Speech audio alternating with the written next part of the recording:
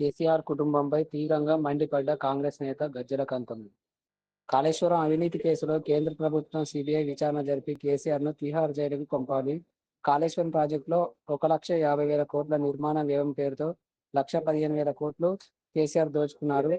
Project నిర్మాణం కోసం రక్తం ద్వారా పోషానని, కర్త కర్మ ఇంజనీరు అంతా నేనేనని కేసీఆర్ నాడు చెప్పారు. కాళేశ్వరంలో నాడు ఇరిగేషన్ శాఖ మంత్రిగా పనిచేసిన హరీష్ రావు అవినీతిపై పాల్పడ్డారని నేడు కవిత చెబుతున్నారు. నిజాం కాలం నాటి పాత సచివాలయం తవ్వకాలలో బయటపడ్డ వజ్రాల పంపకంలో న్యాయం జరగలేదని ప్రశ్నించినందుకే కవితపై ద్వేషం పెంచుకున్న కేటీఆర్ టీపీసీసీ ప్రధాన కార్యదర్శి సీనియర్ కాంగ్రెస్ గజ్జెల కాంతమ్మ. ఆ విషయం హరీష్ రావే ఒప్పుకున్నాడు కదా, ఇది దోసుకున్నది వాస్తవమే. ఆనాడు మా మావ కేటీఆర్ ఇదంతా చేసింది, నాకు సంబంధం లేదని కమిషన్ ముందట విచారణలో ఒప్పుకున్నాడు కదా. సేమ్ టైం కవిత కూడా అంటుంది కదా, అవినీతి జరిగింది వాస్తవమే, కానీ హరీష్ రావు దోపిడీ చేసిండు. ఆనాడు మంత్రిగా ఉన్నాడు హరీష్ రావే దీన్ని దోసుకున్నాడని చెప్తుంది కదా. మరి దీంట్లో నేను ప్రభుత్వం విచారణీయంగా, కమిషన్ విచారణీయంగా, సొంతంగా మీ ఇంట్లో వాళ్ళు హరీష్ రావు ఒక దిక్కు, కవిత ఒక దిక్కు ఒప్పుకుంటున్నారు కదా. దీని సంగతి నేను అడుగుతున్నా కేటీఆర్. అంటే ఇవాళ విద్యుత్ దాంట్లో 80,000 కోట్లు విద్యుత్ కొనుగోలు దాంట్లో కేసీఆర్ ముఖ్యమంత్రి ఉన్నప్పుడు అసలైంది 40,000 కోట్లు, ఇంకా 40,000 కోట్లు మీరు దోపిడీ చేశారు. వాడేమంటాడు కేటీఆర్, ఇవాళ కార్ రేసింగ్ లో దాని మీద విచారణ జరుగుతుంది, అది లొట్టపిస్ కేసా? అరే నీకు అన్ని లొట్టపిస్ కేసులు అంటే ఏంద్రపై నాకు అర్థం కాలే. మీరు మొత్తము కేసీఆర్ ముఖ్యమంత్రిగా ఉన్నప్పుడు అన్ని శాఖలలో అవినీతి చేశారు, దోపిడీ చేశారు. మళ్ళీ విచారణ చేపిస్తే లొట్టపిస్ కేసా అంటున్నావు. లొట్టపిస్ కేసేనయ్యా, ఆగు, ఎందుకు తొందరపడుతున్నావు? విచారణ జరుగుతుంది, జైలుకు పోతారు శాశ్వతంగా, ఎందుకు తొందరపడుతున్నావు కేటీఆర్? తొందరపడకు. లొట్టపిస్ కేసా? అది లొట్టపిస్ కేసో ఏం కేసో అంటే ప్రభుత్వం విచారణ చేస్తే నీకు లొట్టపిస్ కేసు అనిపిస్తుందా? ఏం తమాషా గిట్ట వేస్తున్నావు ఏంది? లేకుంటే ముఖ్యమంత్రిని ఇష్టం వచ్చినట్టు మాట్లాడతావు, లేకుంటే మా కాంగ్రెస్ ప్రభుత్వాన్ని మాట్లాడతావు, ఏం తమాషాలు చేస్తున్నావా? ఇయల్లో హరీష్ రావు గారే క్లారిటీగా చెప్పాడు, కవిత మొత్తము భాగవతం అంతా చెప్పాది మీరు ఎంత దోపిడీ చేసిండ్రు. కవితను ఓపెన్ గా మీడియా ముందట చెప్తుంది కదా, ఇంకా దీనికన్నా సాక్ష్యం ఏం కావాలి? సొంత కేసీఆర్ బిడ్డనే చెప్తుంది కదా.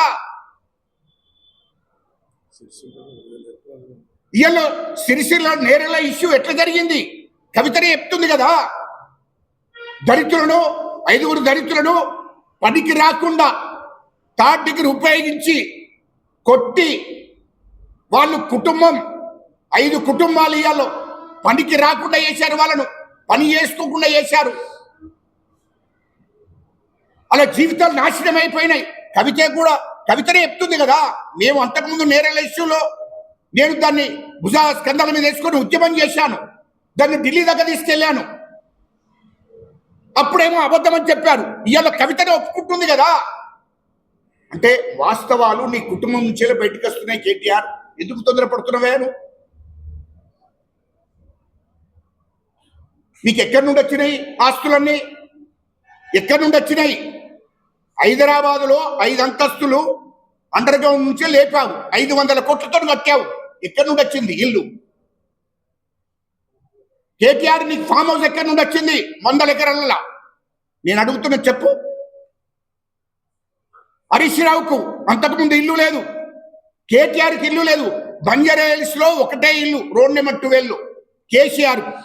ఆ ఒక్కిట్లనే కేసీఆర్ ఉండేవాడు, వాళ్ళ కుటుంబం ఉండేది.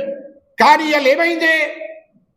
కేటీఆర్ 500 కోట్లతో ఇల్లు కట్టాడు, 5 అంతస్తులు. ఇవాళ హరీష్ రావు అక్కడ ఇల్లు కట్టాడు. Harish Rao farm house 100 కోట్లతోని. కవిత 200 కోట్లతో బంజారాహిల్స్ లో 200 కోట్లతో ఇల్లు కట్టాది, పక్కపొంటి ఆఫీస్ కట్టాది. ఎక్కడి నుండి వచ్చినాయి ఇవన్నీ? కేసీఆర్ కూడా 60 ఎకరాల్లో ఫామ్ హౌస్, 60 ఎకరాల్లో ఫామ్ హౌస్ పెట్టుకున్నాడు, అక్కడ వ్యవసాయం నడిపిస్తున్నాడని చెప్పాడు. ఇవాళ 600 ఎకరాలు ఆ ఫామ్ హౌస్ దగ్గర. ఎక్కడి నుండి వచ్చింది ఇదంతా?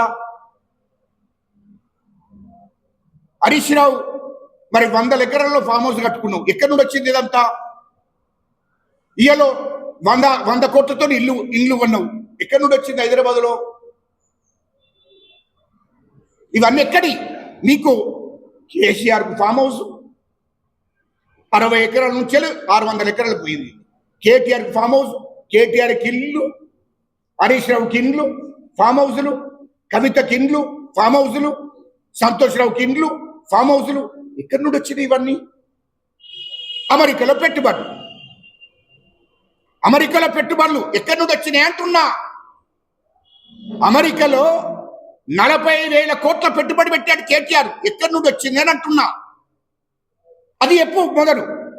దుబాయ్లో 25,000 కోట్లతో దుబాయ్లో పెట్టుబడి పెట్టావు, పెద్ద కంపెనీలు, ఎక్కడి నుండి వచ్చింది అని అంటున్నా. లండన్లో 20,000 కోట్లు పెట్టుబడి పెట్టావు, ఎక్కడి నుండి వచ్చింది అది? అది ఎప్పుడు మొదలు? కవిత ఇవాళ దుబాయ్లో 3 ఇళ్ళు ఉన్నది 500 కోట్లతో, ఎక్కడి నుండి వచ్చింది?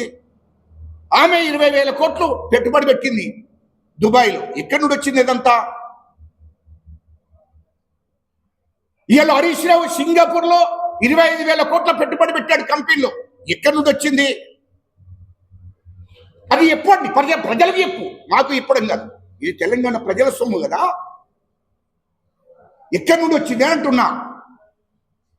ఇవాళ హరీష్ రావుకు సింగపూర్లో 25,000 కోట్లు పెట్టి అక్కడ వ్యాపారం చేస్తున్నాడు, ఇవాళ లండన్లో వ్యాపారం చేస్తున్నాడు హరీష్ రావు. కేటీఆర్ అమెరికాలో, దుబాయ్లో, లండన్లో వ్యాపారాలు చేస్తున్నావు. కవిత దుబాయ్లో వ్యాపారం చేస్తుంది. ఇన్ని వేల కోట్లు మీకు ఎక్కడి నుండి వచ్చినాయని నేను అడుగుతున్నా. ఇవాళ కవిత పంచేది ఏంది? ఇదంతా పంపకాల దగ్గర వచ్చింది. కేసీఆర్ ఇవాళ హైదరాబాద్ చుట్టూ 30,000 ఎకరాల భూమి, హైదరాబాద్ చుట్టూ 30,000 ఎకరాల భూమి, మీడియా మిత్రులారా గుర్తుపెట్టుకోండి, హైదరాబాద్ చుట్టూ 30,000 ఎకరాల భూమి నిజాం వంశస్థులకు సంబంధించిన భూమి. అది దానికోసమే ధరణి తీసుకొచ్చాడు కేసీఆర్ అన్నాడు ముఖ్యమంత్రిగా. ఆ 30,000 ఎకరాల భూమి ఎవరిదే? నిజాం వంశస్థులకు సంబంధించిన భూమిని 30,000 ఎకరాల భూమి హైదరాబాద్ చుట్టూ కేసీఆర్ బినామీ, కేటీఆర్ బినామీ, హరీష్ రావు బినామీ, కవిత బినామీ, సంతోష్ రావు బినామీ. 30,000 ఎకరాల భూమి హైదరాబాద్ చుట్టూ ఎక్కడి నుండి వచ్చింది రా ఇది? దానికోసం ధరణి తీసుకొచ్చి దానిలో రికార్డుకి ఎక్కించుకొని నీ బినాం పేర్ల మీద పెట్టుకునేది వాస్తవం కాదా? ఇంత దోపిడీ చేయంగా మళ్ళీ మీరు మా కాంగ్రెస్ ప్రభుత్వాన్ని, మా ముఖ్యమంత్రి రేవంత్ రెడ్డి గారిని మాట్లాడే హక్కు మీకు ఎక్కడిదిరా?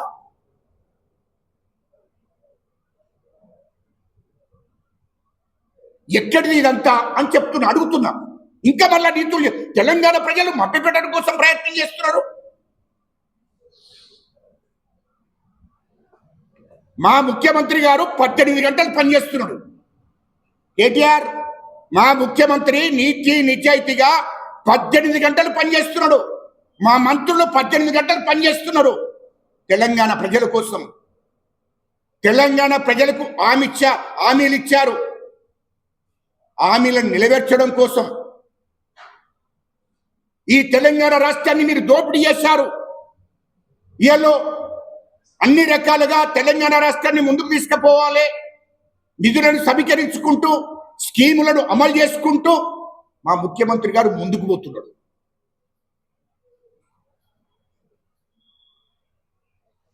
తెలంగాణ ప్రజల కోసం పోతున్నాడు. ఇది ప్రజా పరిపాలన. మా ముఖ్యమంత్రి గారు రేవంత్ రెడ్డి గారు నీతి నిజాయితీగా పనిచేస్తున్నాడు, నిద్రపోకుండా పనిచేస్తున్నాడు తెలంగాణ ప్రజల కోసం. అది గుర్తు పెట్టుకోవాలి. ఎల్లో కవిత ఎందుకు రోడ్డు మీదకి వచ్చింది? 30,000 ఎకరాల భూమిని కేసీఆర్ బినాం పేరు మీద ఉన్న భూమి, కేటీఆర్, హరీష్ రావు, కవిత, సంతోష్ రావు అందరి బినాం పేర్ల మీద పెట్టాడు కొంత. కానీ కేసీఆర్ బినాం పేర్ల మీద ఉన్న భూమిని నాకు కేటీఆర్ కు సమానంగా పంచుమని పంచేది వచ్చింది వాళ్ళకు.